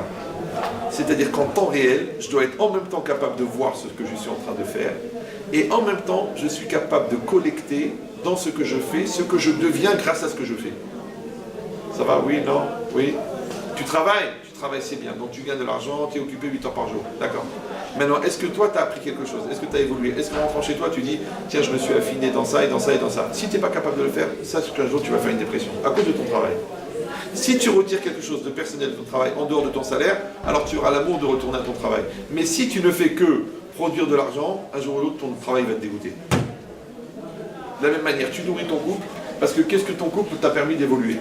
Maintenant, tu te nourris de tes enfants parce que qu'est-ce que tes enfants t'ont permis de grandir? Ça va? Et ça s'appelle, c'est ça la joie. Parce que la joie, c'est la satisfaction d'être. Et être, c'est quoi? C'est devenir. Et devenir, c'est quoi? C'est devenir grâce à ce qu'on fait. Donc, dans l'illusion d'optique, tu peux croire que tu es en train de faire quelque chose, alors qu'en fait, tu es en train de devenir quelqu'un. Vous me suivez toujours? Maintenant, si toi tu tombes dans ce piège de la société, de croire que tu es là pour faire, et tu es là pour produire, et là tu es là pour apporter, et pour aider ta société, et pour développer le modèle économique, donc tu deviens une machine. Maintenant, si tu deviens une machine, étant donné que tu as une neshama, et tu as une âme, et au moins tu as une conscience, alors c'est normal qu'une machine, au bout d'un moment, elle craque. C'est pour ça qu'il y a 29 millions de personnes en France qui prennent des antidépressifs. Parce qu'ils sont des machines. Maintenant, une machine, elle ne fait pas de dépression. Tu as déjà vu une imprimante qui déprime? Mais si toi, tu es une personne et que tu te conduis comme une machine, au bout d'un moment, étant donné que la réalité ne te nourrit plus, parce que tu ne deviens plus rien, donc automatiquement, tu déprimes. Ça va? Donc fais bien attention d'avoir toujours le double regard. Le regard de ce que je fais et le regard de ce que je deviens. C'est ça que le Ramban, il dit qu'un soir, même un Talmid Chacham, tous les jours, il doit dire alors qu'est-ce que j'ai appris avec mon limoud? Qu'est-ce que j'ai changé? Qu'est-ce que j'ai grandi? Ouais? Maintenant, vous savez comment on appelle regarder ce que je deviens grâce à ce que je fais? Les harot et atzmo. C'est beau. Franchement, c'est beau. Je viens de vous expliquer un Rambam tel qu'il n'a jamais été expliqué. Vous avez compris ou non? Je vous l'ai fait en psychologie. C'est ça les harot et atzmo. C'est pas l'irot et atzmo. L'irot et atzmo, c'est de se voir. Les harot et atzmo, c'est de se montrer à soi-même. Je me montre à moi-même. Ça veut dire que je suis là, attention, je vais le faire devant vous, méfiez-vous, et je sors de moi, ouais, et je me montre à moi la personne que je dois devenir. Voilà. Et si vous allez dire, attendez, mais là, c'est la limite de la schizophrénie, là. Parce que là, je deviens bipolaire, je vis une vie en même temps qu'une autre, je me regarde vivre, alors soit c'est de l'égocentrisme, soit je vis dans mon propre regard. Mais Rabotai, pourquoi le mot panim et le mot pnim, ils s'écrivent de la même manière? Panim, ça veut dire quoi? Face. Pourquoi c'est au pluriel? Parce que l'homme, il a plusieurs facettes. Et pourquoi panim, c'est les mêmes lettres que pnim? Et pnim, c'est quoi pnimi? Pnimi, nous, ceux qui veulent faire la... Bon, pnimi, ça veut dire intériorité. D'accord? Maintenant, pourquoi panim, qui veut dire la face, c'est les mêmes lettres que pnimi? ça veut dire que ton extériorité doit être le reflet de ton intériorité. Et on voit sur ton visage ce que tu penses, ce que tu veux. Maintenant, si ton visage n'est pas le reflet de ton intériorité, ça veut dire qu'il va être le reflet de ce qui t'entoure. Comme les trois quarts des gens qui vivent dans le regard de l'autre. Est-ce que je plais? Est-ce que je suis adapté? Est-ce que j'étais à la hauteur de vos attentes? Est-ce que je vous ai fait plaisir? Alors déjà, le bébé à 3 ans, quand il tombe par terre et qu'il se rend compte qu'il n'y a personne qui l'a entendu tomber, il ne pleure pas. Mais s'il pense qu'il y a quelqu'un qui l'a entendu pleurer, il se met à pleurer, parce que maintenant il y a quelqu'un qui va le cajoler, et à 3 ans, imagine qu'est-ce qu'il va faire à 45 ans. C'est que si déjà à 3 ans il vit dans le regard de l'autre, qu'est-ce qu'il va faire à 45 ans? Tu vois bien, quand tu fais l'amida à la synagogue, comment tu pries, et l'amida quand tu fais à la maison. Ah, c'est pas la même amida. Quand tu fais le Birkat Amazon devant ton beau-père, et à la maison,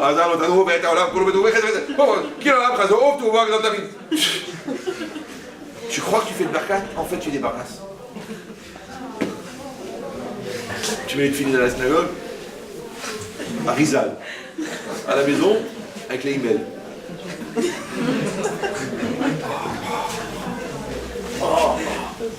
C'est là que tu te rends compte que là t'as mis la tête et là t'as mis la main. En plus t'as fait dernière tefilin, t'as dit al-mitzvot tzitzit. Ouais. Je pense qu'il m'a pris, je sais pas, j'avais la tête ailleurs.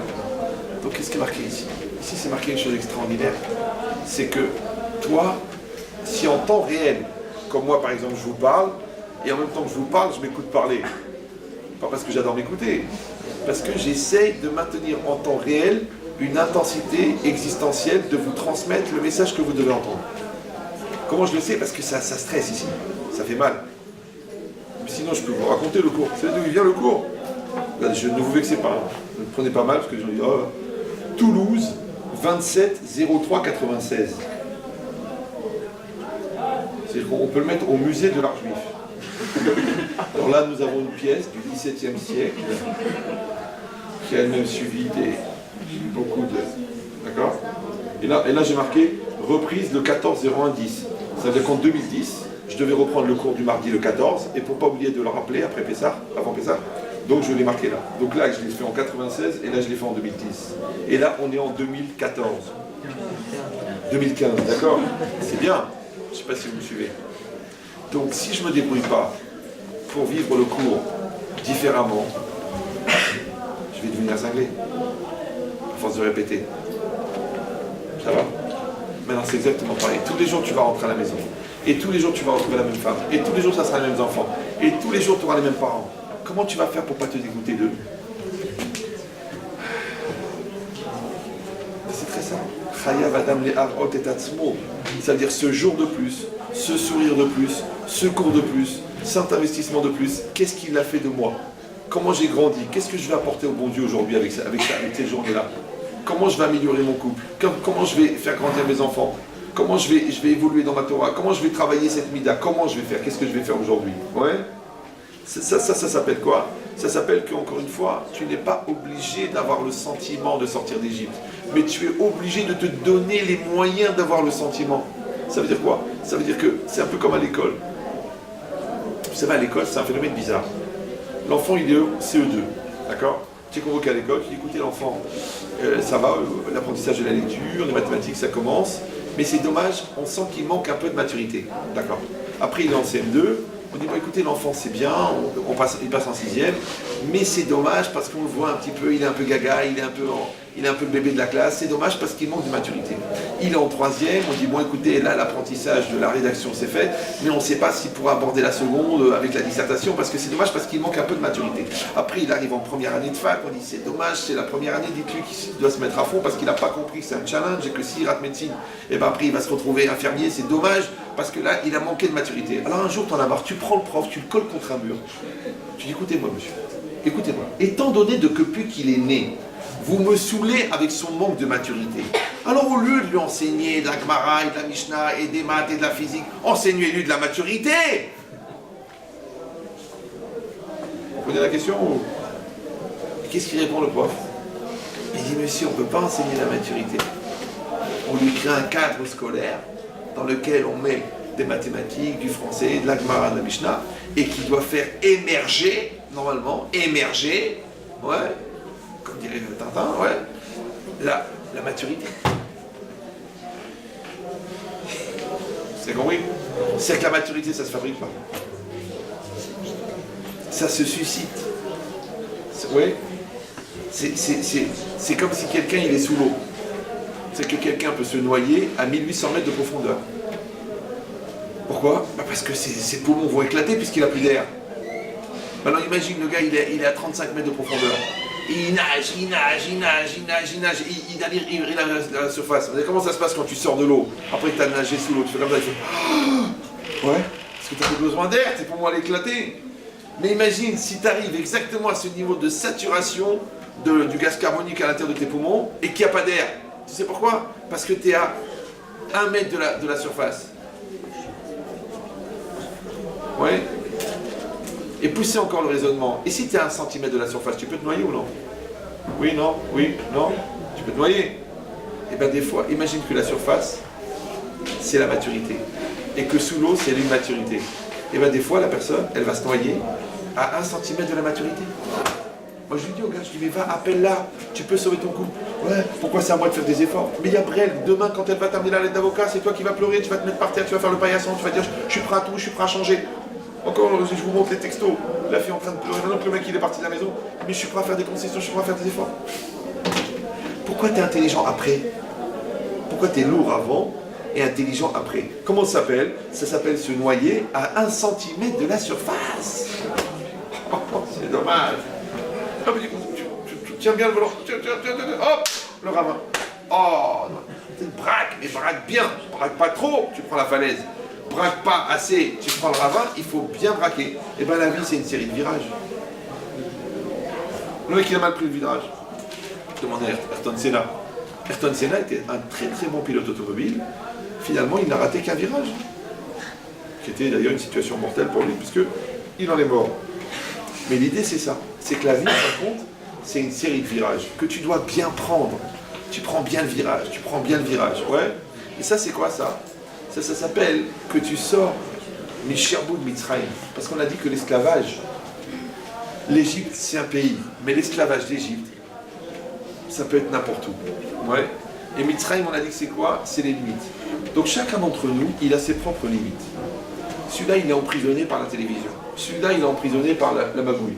Celui-là est emprisonné parce qu'il a tellement de dettes qu'il est obligé de faire un métier de voleur parce qu'il ne peut pas gagner 18 000 € dans un métier honnête. Donc il est obligé de voler toute la journée. Donc il est emprisonné. Celui-là, il a une femme qui est très dépensière, donc il a besoin. Celui-là, il a besoin de flamber. Parce qu'en vérité, il n'a pas d'argent. Ouais, mais il est obligé de flamber parce que comme il a grandi dans un quartier où il n'y avait que des riches, donc lui maintenant il n'a pas les moyens, donc il est obligé tout le temps de tricher, de mentir et de voler parce qu'il veut donner l'impression qu'il a de l'argent. Celui-là, comme il n'a pas de valeur personnelle, donc il est toujours en train d'acheter les gens, tiens je t'offre ça, tiens je t'offre ça, non mais j'ai pas besoin, si mais je t'offre, pourquoi? Parce qu'il comme il peut pas montrer à l'autre qu'il est intelligent, alors il veut donner l'impression qu'il est généreux, d'accord? Donc tu vois, tous ces gens-là, c'est des gens qui sont emprisonnés dans leur propre Égypte.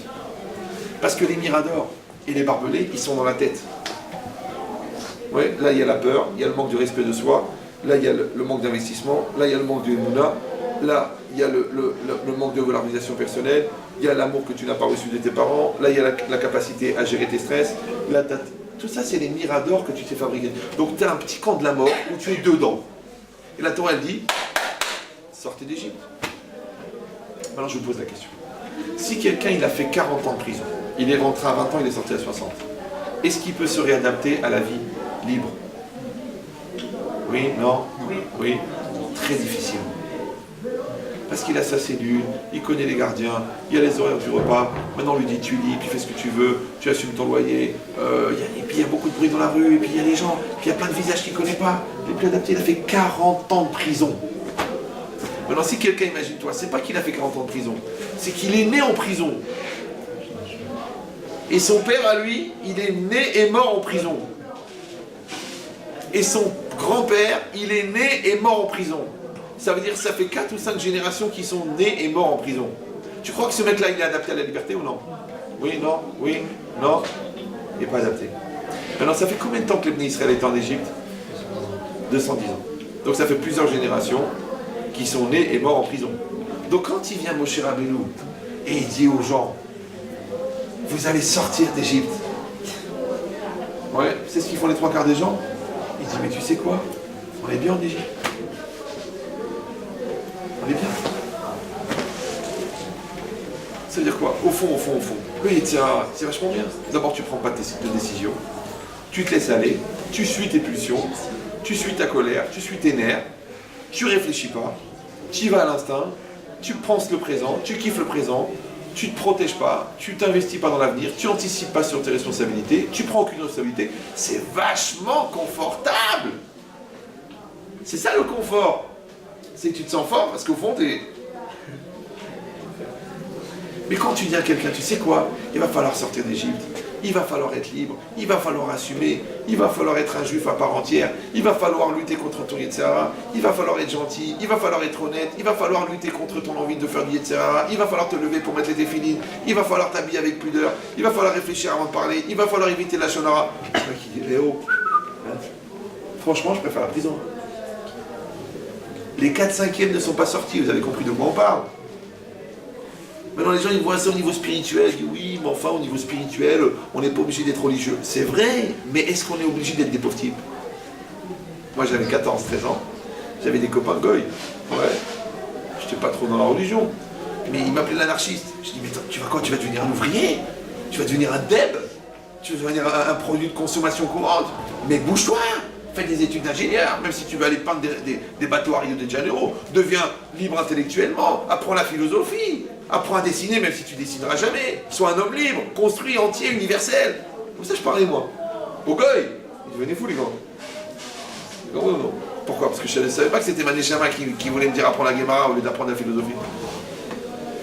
Après, j'ai compris. Mais je ne pouvais pas supporter que quelqu'un, il a pour ambition d'être mort de son vivant. Ouais. Son plus beau projet, c'est d'être impossible. C'est de réussir à payer son 3 pièces à Villeurbanne. Mais de toute façon, tu vas être enterré dans un studio, t'as pas compris? Donc ça veut dire quoi?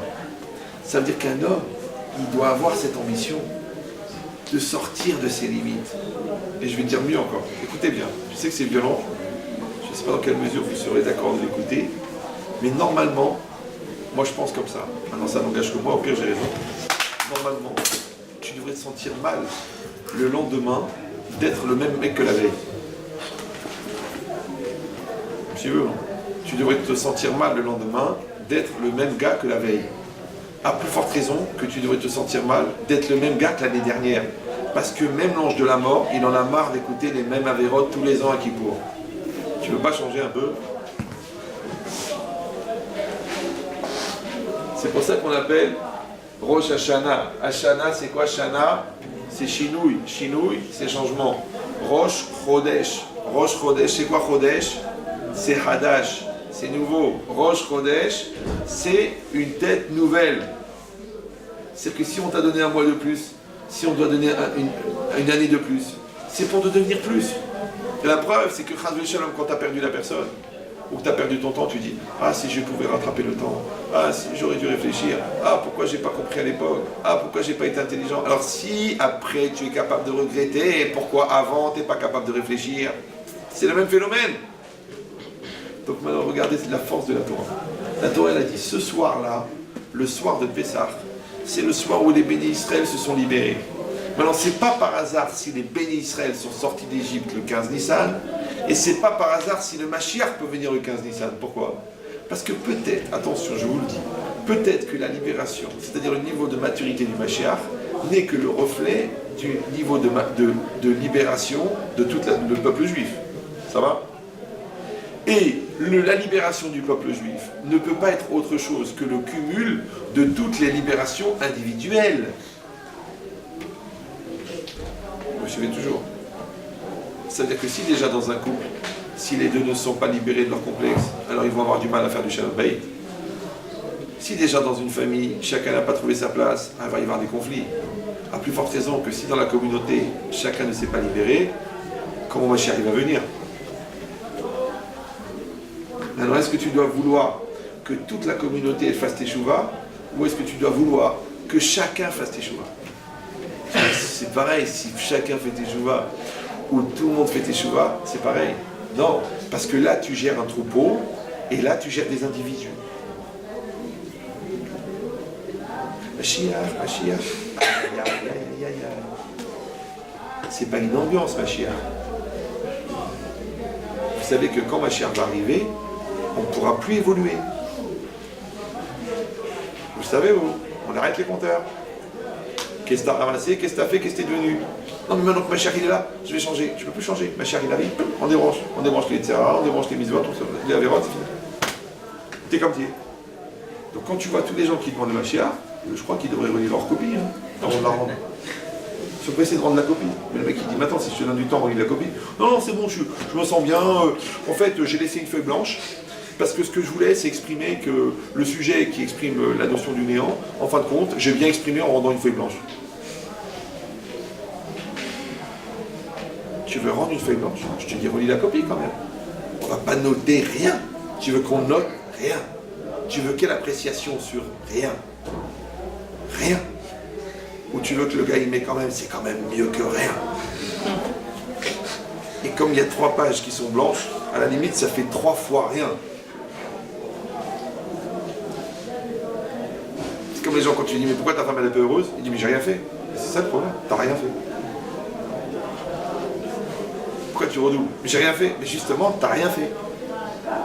Donc c'est exactement pareil. Ça veut dire quoi? Ça veut dire que quand on parle de sortir d'Égypte, ça veut dire que cette soirée-là, elle contient une puissance extrêmement grande de potentialité de libération. Maintenant, étant donné que la libération du peuple, c'est le cumul des libérations individuelles, et que pour se libérer, il faut être capable d'assumer à 100% de faire du bien, c'est-à-dire de manger la matzah, et de lutter contre le mal, de se libérer de son Yetzer Hara. C'est pour ça qu'on est chayav karet, si on mange du chametz. Vous savez pourquoi? Parce que karet, c'est pas une punition, c'est une définition. C'est que si quelqu'un n'est pas capable de se débarrasser du chametz pendant 8 jours à 100%, ça veut dire qu'il n'arrive pas. Même les fumeurs, les cancérologues, ils disent que si un fumeur, il s'arrête 1 jour par semaine de fumer, il vivra longtemps. Maintenant, comment on sait que si un fumeur, il fume, ou s'il est fumé par les cigarettes qu'il fume? Est-ce que c'est lui qui fume des cigarettes, ou est-ce que ce sont les cigarettes qui le fument? Comment il sait? Seulement s'il peut s'arrêter quand il veut. Maintenant, la Torah, elle te dit, tu sais, le chametz, tu vas en manger toute l'année. C'est pourquoi? Parce que le chametz, c'est le Yetzer Hara. Maintenant, le Yetzer Hara, quand tu le sublimes, il devient une mitzvah. Mais la seule manière de savoir si ton Yetzer Hara, il te sublime, ou c'est toi qui le sublime, c'est seulement si tu es capable de t'en débarrasser pendant 8 jours à 100%. Donc le gars qui dit, vous savez, moi je regarde des femmes, mais ça me fait rien. Oh, Hachem, je suis un tzaddik, ça me fait rien. Alors tourne la tête. Non, je préfère apprécier parce que ce genre de décolleté, ça n'arrive pas tous les jours. Mais tourne la tête. Si tu n'arrives pas à tourner la tête, c'est que tu es déjà esclave. Moi, je connais un arabe, il fumait 4 paquets de gitane sans filtre par jour. Je rappelle pour ceux qui savent ce que c'est les gitanes sans filtre, c'est en fait le projet de faire de tes poumons un morceau d'autoroute. Quand il meurt, on prend le truc, on le met par terre, c'est de l'autoroute direct, c'est du goudron pur. Même la fumée, elle t'arrache la gueule. C'est les gitanes jaunes, là. Ouais. 4 paquets par jour. Et un jour, il était chez le docteur. Le docteur lui a dit, je voulais que je vous montre une photo de une radio de vos poumons. Et il a vu. Il a pris, il l'a jeté. Il a pris le paquet, il l'a jeté. Tu peux pas, c'est dans tes veines, c'est dans ton sang. Le mec, il a dit, c'est pas les cigarettes qui me fument, c'est moi qui fume les cigarettes. Maintenant, j'ai décidé de fumer, j'ai fumé. J'ai décidé d'arrêter de fumer, j'ai arrêté de fumer. Et du jour au lendemain, il a arrêté de fumer. Et si tu vas me dire, écoute, tu sais, le gars, mytho, il doit fumer en cachette. Mais le problème, c'est que le gars, à 75 ans, il fait le marathon de New York. Alors que toi, à 21 ans, sans fumer aucune clope, t'arrives pas à courir 100 mètres. Je sais pas si tu sens la différence au niveau de la volonté. Enfin, c'est exactement pareil. Akadosh Baruch Hu, il a créé la nuit de Pessah pour qu'on se libère. Maintenant, moi, je vous conseille, au moment où vous allez faire parce que vous allez faire bien les mitzvot, vous allez bien manger les kazaït, vous allez bien boire les arbakosot, vous allez bien vous accouder, vous allez bien faire le Birkat Hamazon, vous allez bien faire le Hallel avec simcha, avec joie. Mais qu'est-ce qui vous empêche? De la même manière que quand vous avez cherché le chametz, vous allez chercher le chametz qui était en vous. Et quand vous allez manger la matzah, vous allez faire rentrer toute la kedusha, les mitzvot en vous. et en même temps de vous libérer, c'est-à-dire de sentir, quand vous allez penser à l'esclavage d'Égypte, vous allez dire mais je suis esclave du chic, et je suis esclave de mon orgueil, et je suis esclave du décolleté de la copine, et je suis esclave de ma bêtise, et je suis esclave que je suis sûr que mon père ne m'aime pas. Tu vas te libérer de tous ces esclavages-là, et après quand tu vas sentir à l'intérieur de toi qu'il y a un vent de liberté qui te libère, tu vas faire le Hallel, tu vas faire le Hallel avec Akadosh Baruch Hu, avec joie, avec amour, et tu vas dire l'année prochaine à Yerushalayim, ça veut dire l'année prochaine je vais être un homme adulte, et là vraiment tu t'es sorti d'Égypte.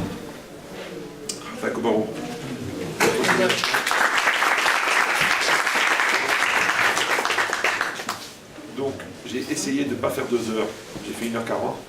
Si vous voulez, 1h34, excusez-moi. Si vous, encore une fois, si vous voulez le cours, alors il est à disposition.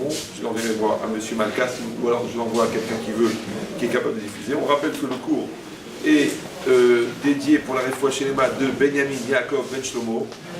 Amen. Et aussi de Eliezer Yaakov Ben Yael et de Noah Bat Zahava, de Simcha Bat Flecha.